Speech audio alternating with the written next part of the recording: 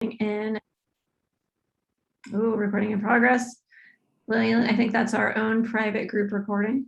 So this is our whiteboard that we're going to be using to record all of your thoughts and ideas for this evening. Again, I am the facilitator. I'm Christina Paul. I am a principal planner with the City of Petaluma and the project manager for the general plan. Lillian is helping with the project from Ramey and Associates, and we also have David from the city. He is going to be having a big role in the general plan as we move forward as well. And I am going to be serving as our staff resource. So we actually don't have Jessica on here if you're looking at this group of city folks. So in our meeting right now, or in our small group right now, we're going to be walking through these two major areas. First, we're going to be talking about the assets and issues of this quadrant of the city. I know that they're not evenly divided, but it sort of helped us to use the major corridors so that we could talk about chunks of the city. And the questions that we're going to be talking about are what makes this part of Petaluma unique and special, and what are the primary issues following the area. And so we're going to do some brainstorming around that. And then we're going to move on to thinking about where folks really want to see change in this area. It's not quite a neighborhood, it's a kind of a collection of neighborhoods, but in areas of change and areas of stability. So where do we want to see more housing, more jobs, more mixed use, corner grocery stores, that kind of thing, or areas of stability? I really don't want this to change. It's perfect just how it is. And that's really about land use, which is like, what kinds of buildings, what kinds of things do we want to put on the ground? And then we have this connective tissue around transportation, parks, open spaces, that kind of thing, where it's sort of more than those uses, and we'll touch on that as well. And we're going to be recording your ideas over here on this map. Okay, and I'm sure that I assume that folks are pretty well oriented to this neighborhood of town, but let us know if you want any more orientation. Okay, so with that, I would love to invite folks to raise your hand, or if somebody else is speaking and you want to take a turn, then raise your hand. Otherwise, you can totally jump in. This doesn't need to be a very formal group. And just because this is the beginning and we'll be together for about another half an hour, I'd love to have you introduce yourself and let us know how long you've been in town and what brings you to this meeting. So who would like to go first, thinking about what makes this part of Petaluma unique and special? And I'm gonna undo that. And I'll bring up the map so we can sort of think about it that way for a moment. I'll go first. I'll go first. Christina, Susan Kirks. I don't have any way to raise my hand. Okay, go ahead, Susan. I just wanted to begin with a question because I'm interested to know how these four quadrants were created. And I just want to start out with saying, I think that the way, I don't know how, and I think at least, I'm not sure about this one, but two of the other ones really need to be revisited. And I don't know if other people feel the same way. So I actually just wanted to start with that. And you said introduce ourselves. I'm Susan Kirks, and I've lived in Petaluma for about close to 22 years. And I've lived outside the city limits and inside the city limits. And I lead two nonprofit conservation organizations, one based in Petaluma and one in Sonoma County. So I'll just stop there. Great. All right. Thanks so much, Susan. We wanted to have about 4 meetings around the different areas of Petaluma. And so because folks in Petaluma so often use 101 and East Washington as dividers when they're talking about town, we decided that instead of introducing people to a whole new geography, we would use them for these visioning and conversation meetings. They aren't reflective of what we're going to be doing in terms of planning for particular areas in the general plan. But again, in order to encourage folks to come to meetings and know what they'd be about, these are what we're using for these next 4 meetings. Oh, thank you. Yeah, no worries. All right. Anybody else? What is really wonderful about this area of town, or what would you like to change?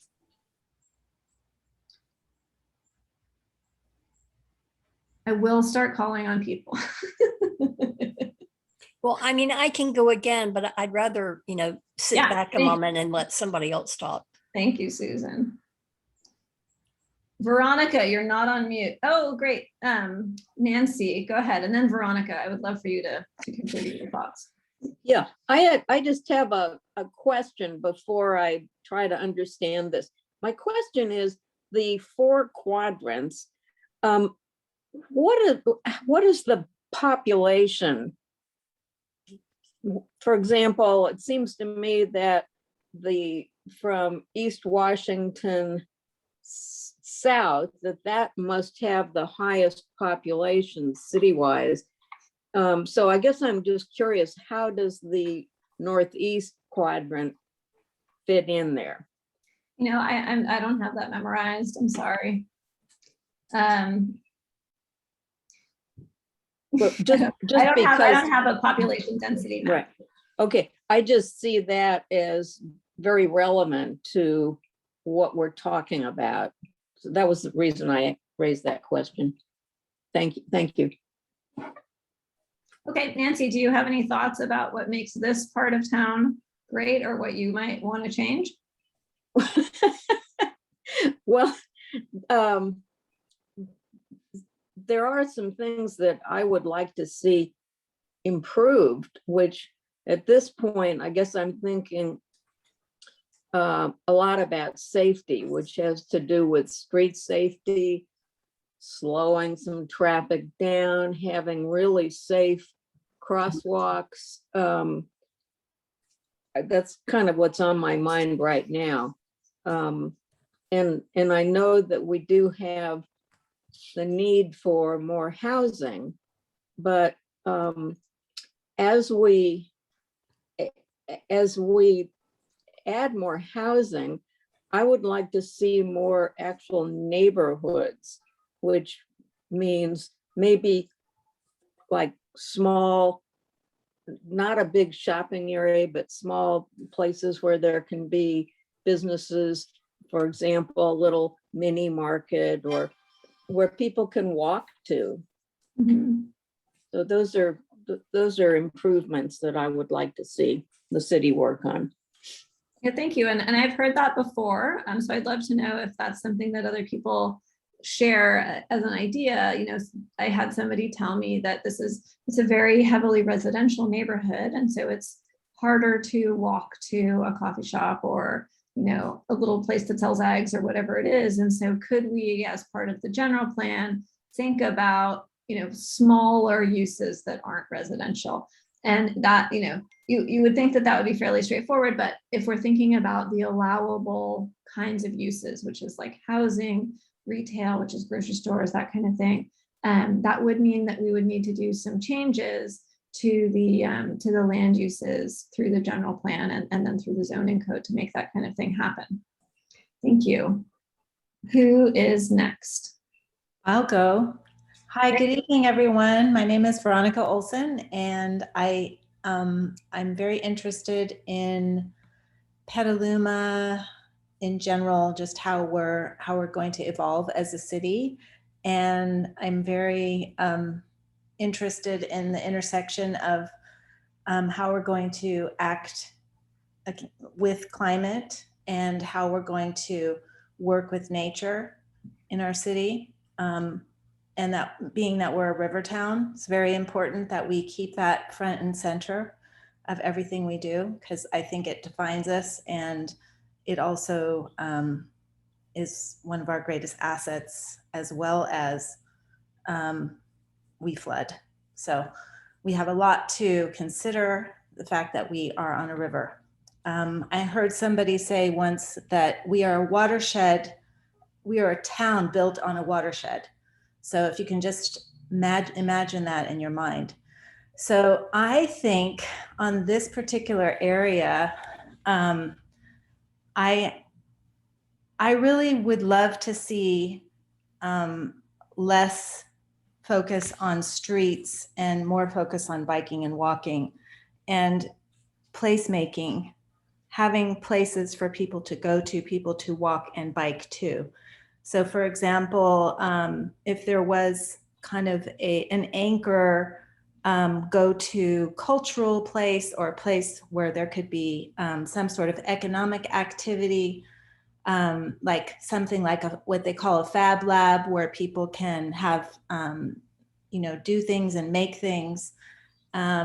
Places where community can meet is very important, I think, for any community, because I think American cities have become very auto-centric, and that's part of the reason why we're in the position we're in on many levels.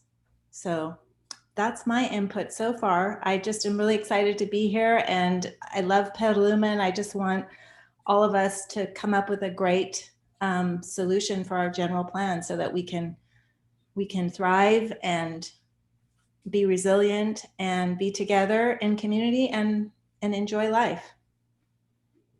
Great, thanks, Veronica. And your point is really interesting about how the natural environment works throughout the city. It's interesting that even though as we were talking about, the line of 101 is a little bit arbitrary from a planning perspective. The river doesn't respect that line. We have all of these creeks running through the neighborhood, Lynch Creek and the trail and so on. Then there are also some areas which, even if they're not right on the river, do tend to flood. So that'll be a major theme of the general plan. And then when we're talking about natural areas, it might be interesting to think about, what is the future of these open spaces? And if people have ideas about what they would like to see, I'd love to hear them. I could go next to segue on that. Susan Kirks. Yeah, I just wanted to offer a complimentary. I appreciated what Nancy said, and I totally agree with her approach. And with Veronica, I would just like to add something that's complimentary, which is we hear a lot about Rivertown and the river running through our city. A lot of people that I would say, in my experience in this section of the city, aren't as concerned about the Petaluma River. And I'm not saying it negatively. I'm just saying that there's a huge emphasis on downtown and the river for some people, especially people who live on the west side of Petaluma. And in this area, if we look at it, you see Kenilworth School, and not too far down, which isn't in this section, you've got McDowell School. It is heavily residential with development that was built many, many, many years ago for the most part. And I would also, based on what Nancy said, I'd like to see, Christina, you referenced land use planning, which means we need to change land use designations and zoning. And I think that needs to be throughout the city so that some of these residential subdivisions could even be redeveloped with different mixed uses to allow for more mixed use amenities and heightening what is a neighborhood. Within this whole section, there probably are about maybe 15 neighborhoods that could be developed through that model of providing amenities. What are the natural elements like the creek or an open space or a nearby park that are available to folks? And then where can we identify more open space that doesn't look too like there's too much here on this map?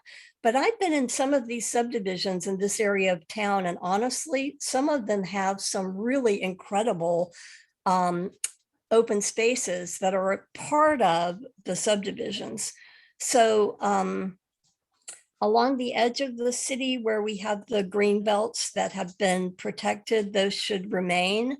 And we should really think about also how our wildlife move. I did a wildlife corridor and crossings mapping that I'd like for the city to use as a general planning tool.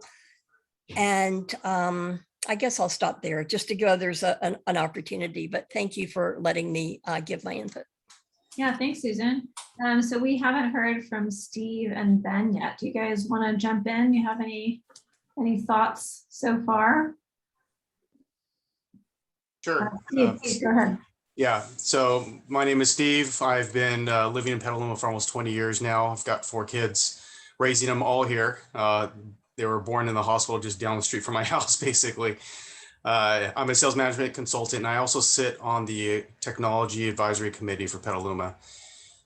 So a number of thoughts, but some of the things that I've been thinking about have been expressed already, so I won't repeat those. But more broadly, thinking about like the digital divide, there are pockets even within this quadrant where the internet connection is not so good, and we're becoming more and more reliant on that.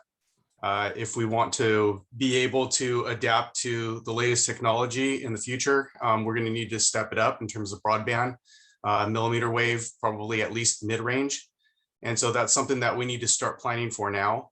And what I mean by that is potentially having arteries of dark fiber that we could tap into just to expand our reach. So some of the new construction, and I would say like one of the things that does set us apart from other areas in Petaluma is it is heavily residential. It is also kind of a different type of configuration. If you think about it, we have the community college, we have several churches within like a 1 mile area.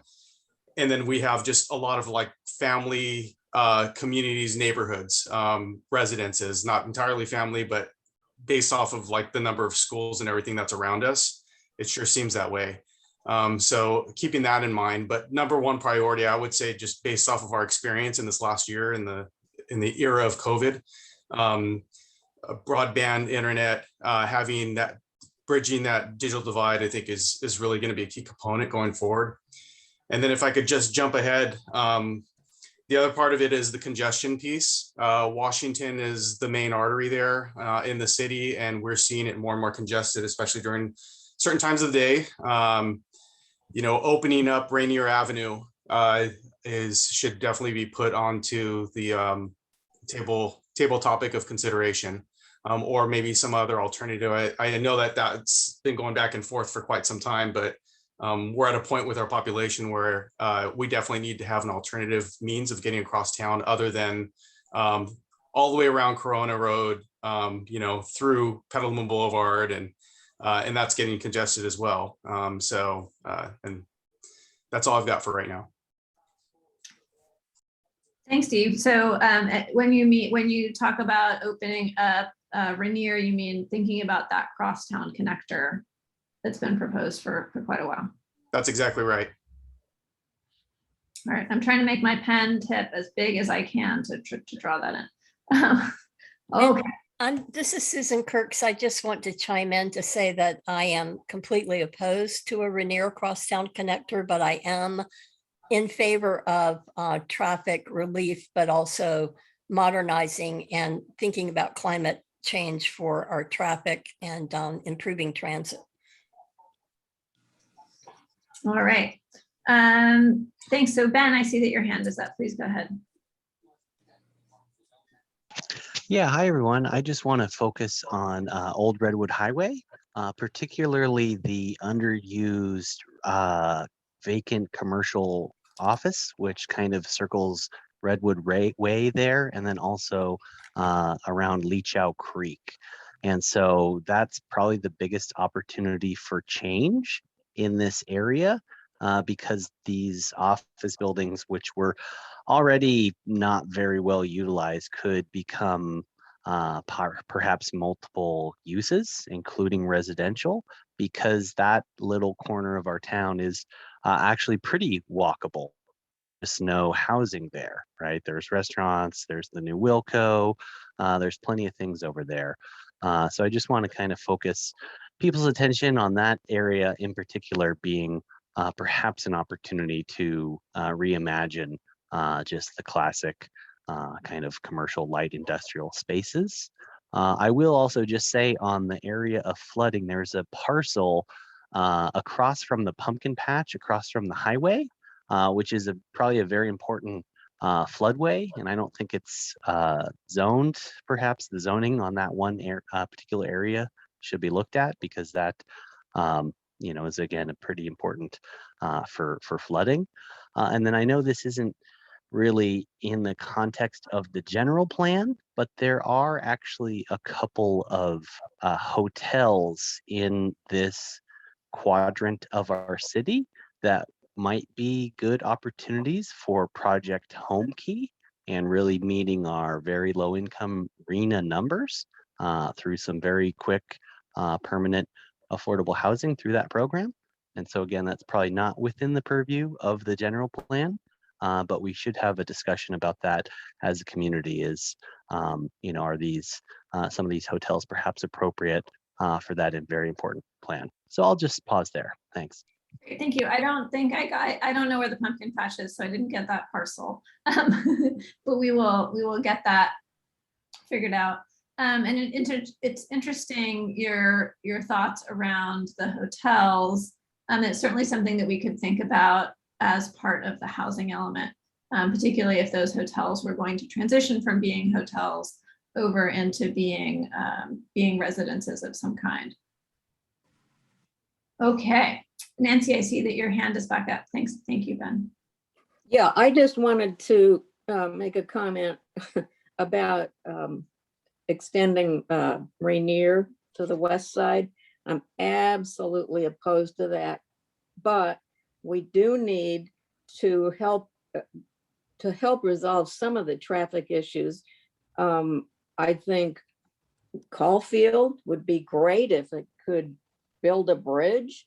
And there's where the population density of each quadrant is relevant, because I just think that with more people living in the, what do we call it, the southeast quadrant, that's where the city should focus on as much traffic improvements. So that's my comment about that. Great. All right. Thank you. Yes, and Nancy, you should come to that meeting too. We can talk more. When's that? David, maybe you can look that up. I can't remember the order. Yeah, that's okay. I'm sure I'll get a notification in my email. There's one on Wednesday, and then there's another one next Monday and another one next Wednesday. So if you come to all of those, you'll get all around town. Okay, thank you. Thank you, Christina. Okay, sure, no worries. Can I make a comment on Rainier? Sorry to cut you off there. Go ahead. Yeah. So I don't necessarily want to touch the political football of building a bridge over the freeway, but I do want to remind people that there already is a Rainier crosstown connector, and that's a smart path that goes under the freeway, right? And if you haven't rode your bike yet, you should, right? But in the context of the general plan and long-term visioning, I don't know if you want zoning or, the appropriate use of that path. It is wide enough to allow for certain kinds of mobility vehicles that may or may not meet the definition of an e-bike or a small car. And so that's, again, we're talking about a long-term vision here. So we already have that important crosstown connector. And I think if this were Europe, we would be able to use that as is very successfully for all different kinds of mobility. And so that's something we should all just take our long-term thinking hats on. And, there's some opportunity there. So thanks. Thank you. And one of along those lines, one of the connectors that has come up pretty frequently in this context is the Lynch Creek Trail and making sure that that is safe and functional for everybody. But I also hear that, between Washington and Old Road Highway, there's no way to get across, and there could be a lot alleviated if there was some kind of connection, better access to emergency services who are right across the river, and that kind of thing. All right, Nancy, your hand is up. Do you have another comment, or is it? No, is it still? Oh, yeah, you have to put it down. Oh, put it back up. Okay, I think I lowered it. Could I make one more comment, Susan Kirks? Yeah, sure. Go ahead, Susan. Yeah, just to segue on what Ben was saying about that property that's across from the pumpkin patch. Even though it doesn't look like it right on the map we're looking at, one of the things we really need to do would be to identify the existing open spaces. And that property Ben was mentioning is an ideal land to preserve as open space and also a wildlife movement area. And it also serves, I think it is in the floodplain because it does flood. It shouldn't be built, constructed, although some of your developers have been trying to do that for years. And within the mapping area, the parks that we're looking at, we need to, when we get to the park segment, I wouldn't really say they're assets or issues, but we really need to utilize our park areas for the planned for additional tree planting, for habitat enhancement, and to make life really good for people who live in the areas of these parks and identify additional areas for parks and open space. That's all I'll say. Thank you. Thank you. The wonky way I'm going to say that is that we should increase the park's level of service and functionality. And then can I make a comment? I Yeah, don't please, know where my Veronica. hand raising thing is. I can't find it. If you unvideo me, you can like wave. Oh, okay. Yeah, all that stuff. Anyway, so what I had thought about that came to mind was, you know, we've had an increase of in noise pollution, and I think because of the freeway raising and so forth. So, and because traffic, you know, is increasing, I think the other thing that is very important for livability is the noise.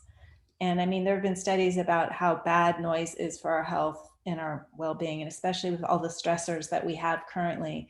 So anything that can kind of mitigate noise for residents through green walling, using, you know, just trying to create connection and walls and pathways and, you know, places where there could be noise that can be absorbed somehow. Because I don't know if that's really been studied at any great length, but I think that is an issue. I don't know if it's an issue for other people, but I definitely, I feel the increase of the noise since the freeway got raised. So. That's really interesting. And it's that specifically, because that is something that we will look at in the general plan. Okay, because it's people may not recognize that they're feeling differently, but it does stress us. This is Susan. I like that, that's Veronica, was it? Yes. I like that Veronica said green walls, because one of the things we need to be very careful about is building these obstructive concrete sound walls that are everywhere in Petaluma.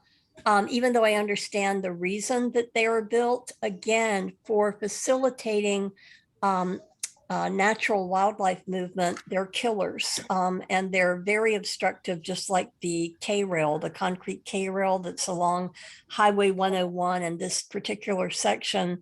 There are at least 2 wildlife crossings that need to be modified in that area. So I'd like for us to include that as, I guess, an issue.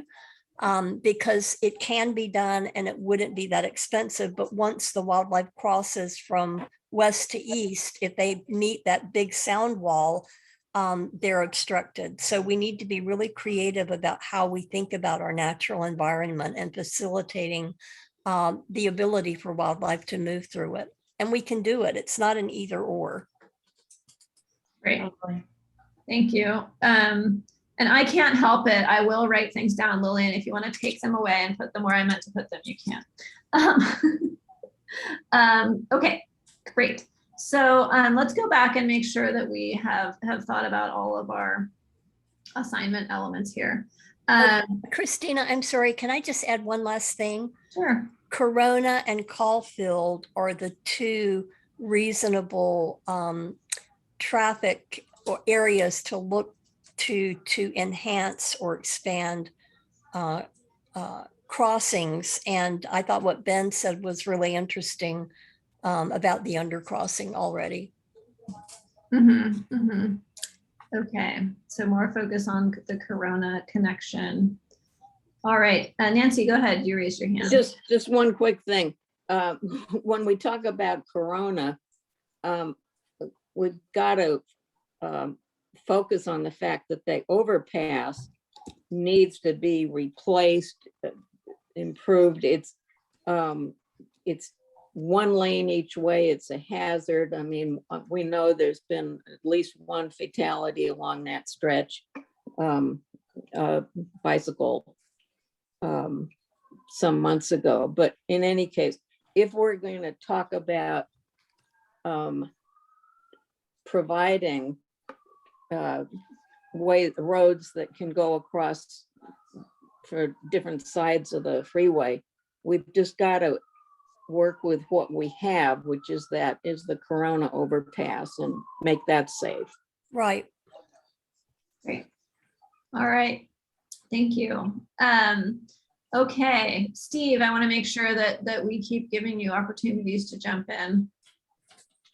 With any thoughts? Not yet. They will come, I'm sure. Okay. Can I, this is Ben, one part was kind of what we want to remain the same. And this is maybe helpful for Ramey and Associates. So if you look at the map, there's a big triangle kind of below the orange note, I guess, right? And that's the county, you call it Greenbelt, I guess. And that the tip of that triangle touches our future Corona station. And here, this bit. yeah. Okay, yep. Exactly. Yeah, that huge triangle there. And so, I know Dwayne Bellinger has been a big advocate for a long time. If there was one area in town to sort of expand the urban growth boundary, that would probably be the most feasible and most supported by the community. I'm not saying that's necessarily the best, but from a planning perspective, we should at least have that discussion and analysis, certainly not annexing that whole triangle, but if there's even just a couple parcels across the street from the train station, that would be perhaps an opportunity, or perhaps the community wants to keep a big open field right next to the Corona station. So I just wanted to bring that up because I didn't see Dwayne, and he's at least not in this breakout room, and he might not be on tonight. And I know, he'd appreciate that topic coming up, because that triangle is important to the future of our quadrant here. Yeah, thanks, Ben. And what's interesting about that area, and I don't have the exact boundaries in mind, but it is identified in the housing element as a potential area of expansion of the urban growth boundary. There are 4 such areas in town. Actually, there's also one up here, just at the end of town somewhere. But in order to expand the urban growth boundary in most areas, there would need to be a vote of the people to do so. But in these 4 areas, again, there are 2 just around here, and then 2 kind of at the other side of town near 101, where city council could expand the urban growth boundary in those particular areas to specifically to start thinking about housing or transit-oriented development adjacent to that Corona Road station. Christina, could I add something? Sure, please. This is the voice of the rural residents who live in that area. And not me, but what I have been literally told on multiple occasions. And it points to Petaluma's unfortunate, real poor planning process, our history of really poor planning and decisions for housing. So there's that Brody development, which is the subdivision right there in that area. The poor people who live right there in the rural area have been so negatively impacted by that development. And I want to assure everyone with us this evening that if they heard the UGB was going to be expanded for more housing right there in that area, I just feel that they would feel very impacted for the rural lifestyles that they have tried to maintain. And I do feel for them, because that Brody subdivision is just really the worst. And we're coming in trying to add the Corona station with the affordable housing, which I totally support, but unfortunately it's coming into an area where there already was really poor planning for that particular development. I have a question for Christina. In terms of, I can't remember the ULI, they identified this area. Did they include that on their map, the UGB being used? That No, triangle? they didn't. Okay, because my feeling is if we can avoid it at all cost, we should, because once you start cutting up the pie, then it's just one little slice at a time. And before you know it, you're in a world where you don't want to be, which is spreading. And I think we really have to look at reuse as a possibility. We have a lot of defunct buildings. We have a lot of defunct sites that are kind of dead zones. What's wrong with going in and we've got all that carbon already. Here we're supposed to be a climate, action city. It's like, if we started looking at what would the math be to reuse some of the buildings that we already have, and then just trying our best to plan the whole city so that we don't have to go into those open spaces, because I really feel that we need them for the long term. Okay, thanks, Veronica. I agree. That actually kind of segues into what I had said earlier about our land use changing zoning and land use designations in some of these areas to allow for redevelopment or revisioning in a different way, reuse what's there. There may be a lot of opportunities in this section of Petaluma. Great. So, we've talked a lot about change. I would really like to hear from folks, what's really working here, because that also helps us as planners to know what's working and what folks, want to preserve, or, even if there's some evolution, what are the positive things that we want to carry forward? Well, we need to identify where the neighborhoods actually are. That's for one thing. The subdivisions that are multiple ones in this area of the city, we need to be attentive and learn, like, where are the neighborhoods? How many are there now? And how can we all work together to provide these enhancements? Again, keeping what everyone's talking about in terms of climate impacts, how the climate action framework can apply there too. Thanks, Susan. So folks like Steve, you were talking about the family focus of this neighborhood. That seems like a very compelling reason to be here. What else is working? Yeah, I would say also just making sure that we're mindful to keep these trails open and maintained, and alongside of the families and everybody else that's living in this area. That's an important component of it. And it does also address some of the commute issue. If we could have more safe, along the lines of what some of the others were saying, safer options for commuting, either by cycling or other means, that's always welcome. But I like that. That's one of the things about this part of the city that I really enjoy, is the trails that we could run on or walk on or bike on, and feel pretty safe with our families.